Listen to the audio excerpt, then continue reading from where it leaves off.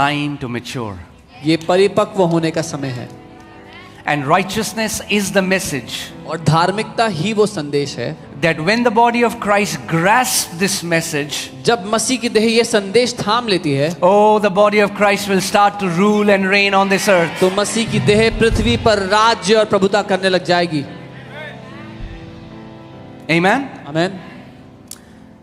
So Bible कह रही है कि righteous कितना है, कितने लोग हैं? The Bible says how many are righteous? क्यों no one? Why no one? क्योंकि परमेश्वर का स्टैंडर्ड परफेक्शन है। क्या है? Perfection. God's standard is perfection.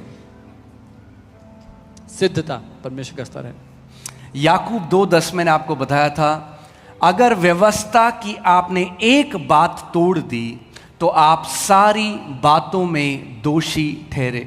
James 2:10 I told you if you broke one commandment of the law you are guilty before the entire law. And there is no human being और कोई भी ऐसा मनुष्य नहीं that has never made a mistake, जिसने आज तक कभी भी कोई गलती ना की हो, that has never had one wrong thought, जिसको कभी कोई गलत विचार ना आया हो।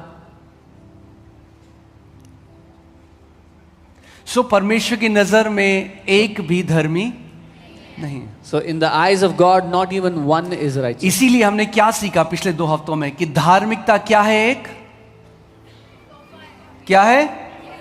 तोहफा है। So what did we learn? Religion teaches us to earn righteousness, धर्म हमें सिखाता है धार्मिकता कमाने के लिए, which is called self righteousness or man's righteousness, जिसको मनुष्य की धार्मिकता कहा जाता है, and God does not accept it. और परमेश्वर उसको ग्रहण नहीं करता। But Jesus gives you his righteousness. लेकिन यीशु आपको अपनी धार्मिकता देता है, यानी अपना स्थान देता है परमेश्वर के सामने। He gives you his own place to stand before God. That's why it's called the righteousness of faith or righteousness of God. इसीलिए उसको विश्वास की धार्मिकता या परमेश्वर की धार्मिकता कहा जाता है। Amen? All right. आगे देखते हैं क्या हुआ। So those servants went out into the highways and gathered together all whom they found, both bad and good. And the wedding hall was filled with guests. But when the king came in to see the guest, he saw a man there who did not have on a wedding garment.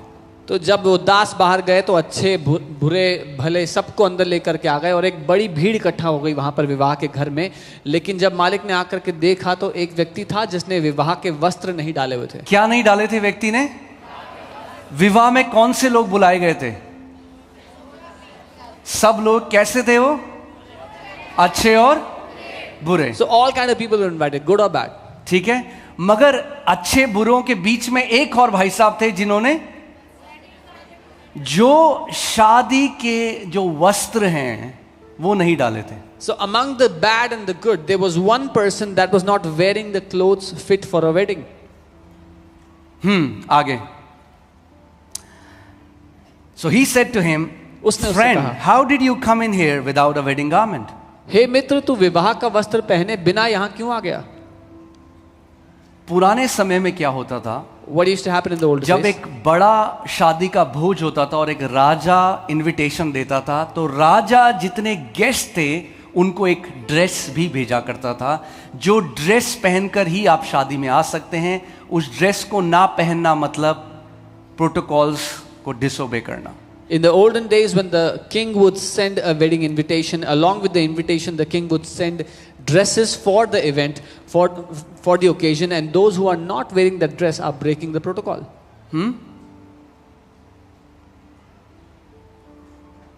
तो राजा ने पूछा कि भाई क्यों नहीं आए वो पहन के? The king asked, why aren't you wearing those clothes?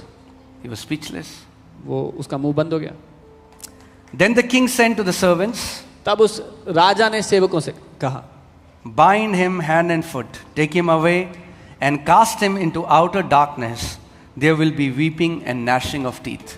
उसने कहा उसके हाथ पांव बांध कर उसे बाहर अंधियारे में डाल दो, वहां रोना और दांत पीसना होगा। How many people were thrown out of the wedding? कितने लोग फेंके गए शादी से बाहर?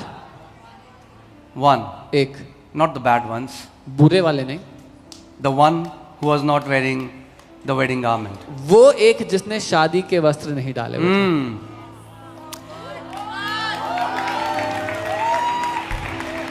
इसका मतलब अंत में बुरे और भले काम नहीं, कौन से कपड़े पहने हैं ये बात होने वाली है।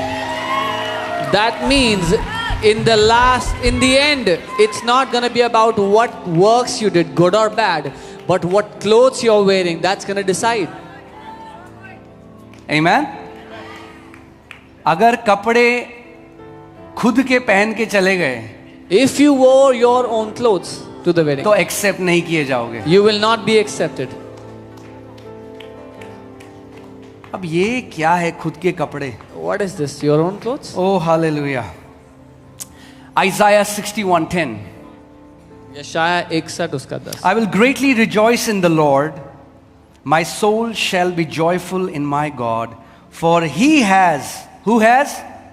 He has clothed me with the garments of salvation.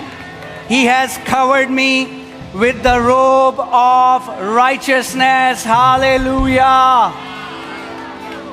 मैं यहोवा के कारण अति आनंदित होऊंगा, मेरा प्राण परमेश्वर के कारण मग्न रहेगा, क्योंकि उसने मुझे उद्धार के वस्त्र पहनाए। किसने पहनाए? जब वो वस्त्र पहनाएगा और वो वस्त्र पहन के मैं जाऊंगा तो मैं ग्रहण किया जाऊंगा। When he will make me wear those clothes of salvation and I enter with those clothes, he accepts me. Garments of salvation, यानी उद्धार में नए कपड़े दिए जाते हैं।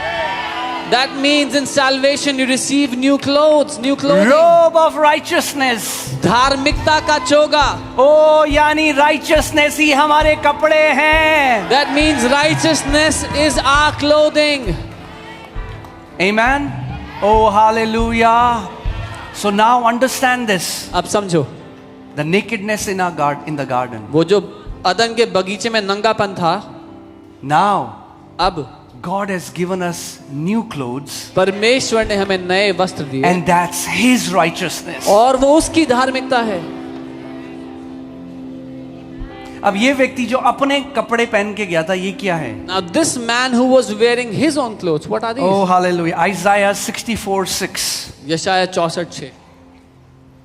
But we are all like an unclean thing, and all, can you read it together?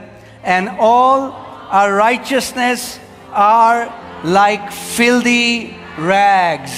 हम तो सब के सब अशुद्ध मनुष्य के से हैं, और हमारे धर्म के काम, हमारी धार्मिकता के काम सब के सब मैले चिथड़े के समान हैं।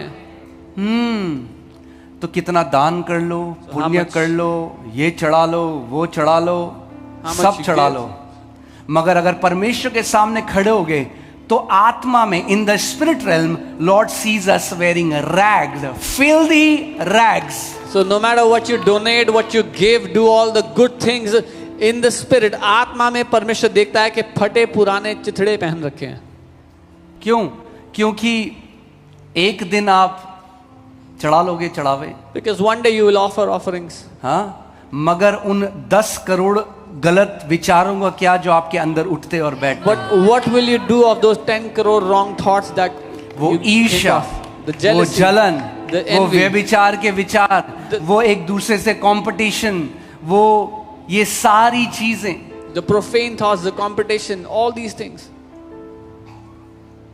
इसीलिए कर्मों से कोई भी उद्धार नहीं पा सकता। That is why no one can receive salvation by their own works. क्योंकि अगर परमेश्वर तराजू रखे और आपके कर्मों को तोले, Because if God keeps a weighing scale and puts your works in one side, और एक व्यक्ति है वो हिमालय पर्वत चला गया और जिंदगी भर बिल्कुल सही रहा, मगर जहां एक व्यभिचार का विचार आया, यीशु ने कहा अगर एक व्यक्ति दूसरी किसी स्त्री को देखकर मन में व्यभिचार करे तो मेरी नजर में उसने क्या किया? व्यभिचार कर दिया है। परमेश्वर केवल आपके कर्म वो नहीं देखता जो आप करते हो, आपके विचार भी, आपके उद्देश्य में भी पाप होता है, आपके विचार में भी पाप होता है। इसीलिए बाइबल कहती